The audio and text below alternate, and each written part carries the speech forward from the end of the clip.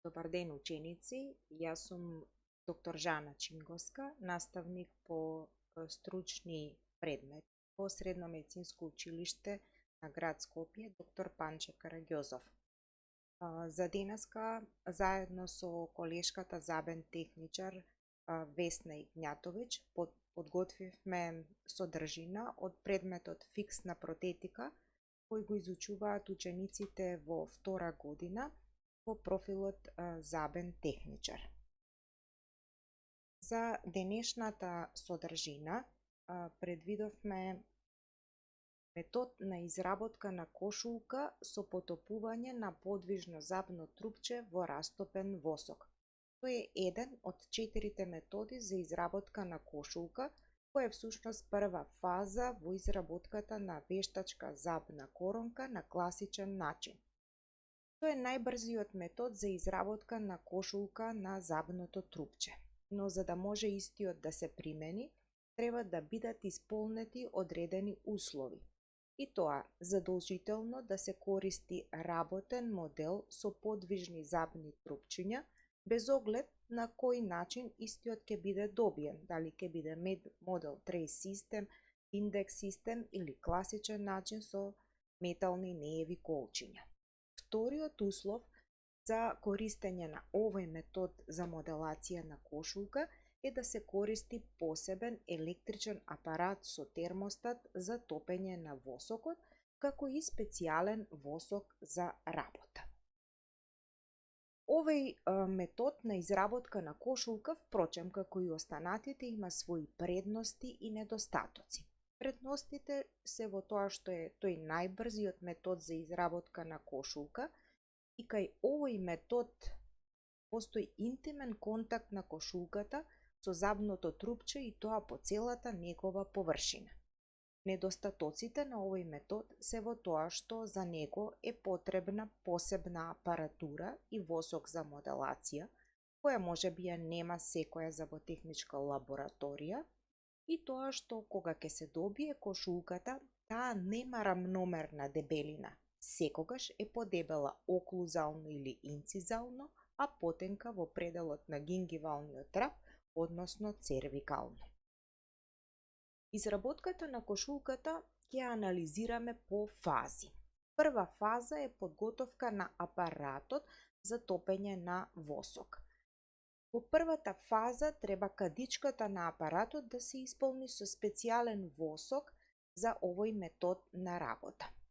Потоа се вклучува апаратот и со помош на овој потенциометар, односно термостат, се регулира температурата на која што треба да се растопи восокот.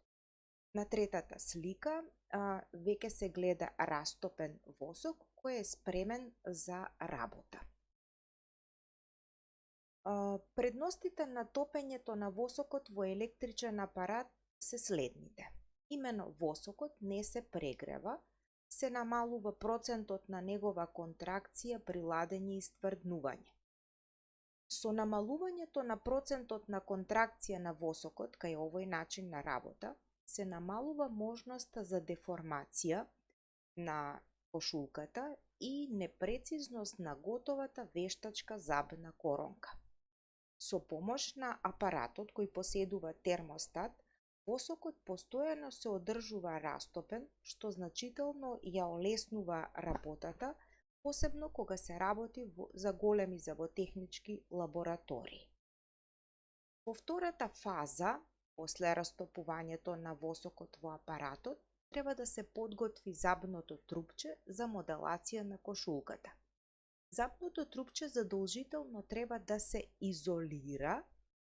За средство за изолација најчесто се користи некој лак, односно течност која се нанесува во форма на спреј. Тоа се средства кои изолираат гипс од восок.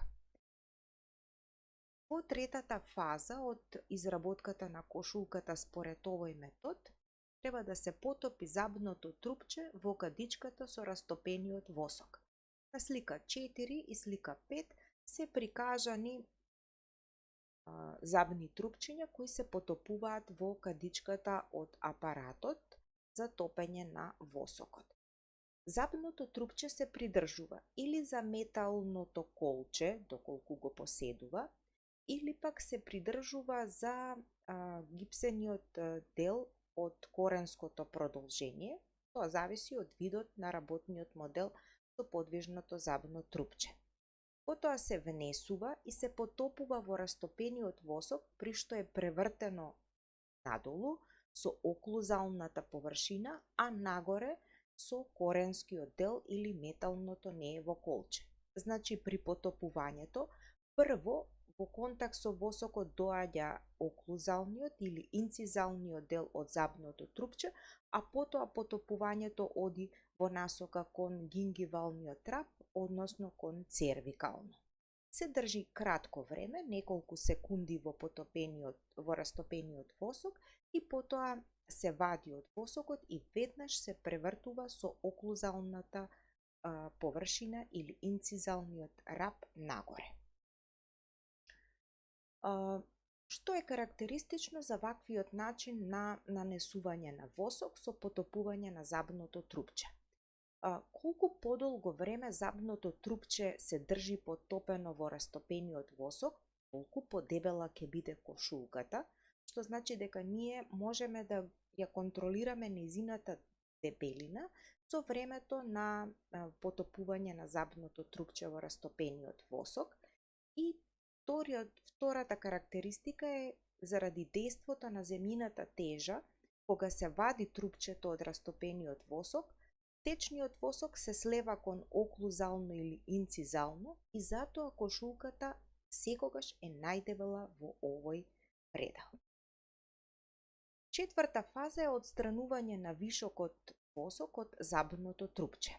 Дел од восокот се наоѓа и под демаркационата линија, односно границата на препарацијата, и истиот треба да се одстрани со користење на некаков остар инструмент како нож за моделација или скалпел. Доколку се забележи вишок од стврднат восок во форма на капка во пределот на оклузалната површина или инцизалниот трап, и тој треба да се одстрани со помош на растопен, односно загреан нож за моделација, со што ќе се постигне рамномерна дебелина, односно ќе се намали дебелината на кошулката во овој предел. Петта фаза е одвојување на кошулката од забното трупче. Одвојувањето мора да се прави многу внимателно, со примена на помала сила. За таа цел се користи палецот и показалецот на десната рака, а со палецот и показалецот на левата рака се придржува подвижното трупче и истото внимателно се повлекува, со што ќе се одвои кошулката.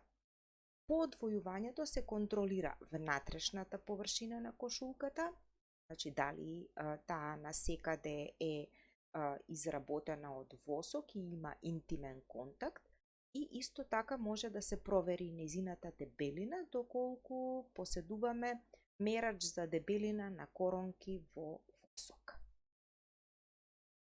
Ова беше начинот на добивање на кошулка со потопување на забно трупче во растопен восок. Ова се задачите за рефлексија.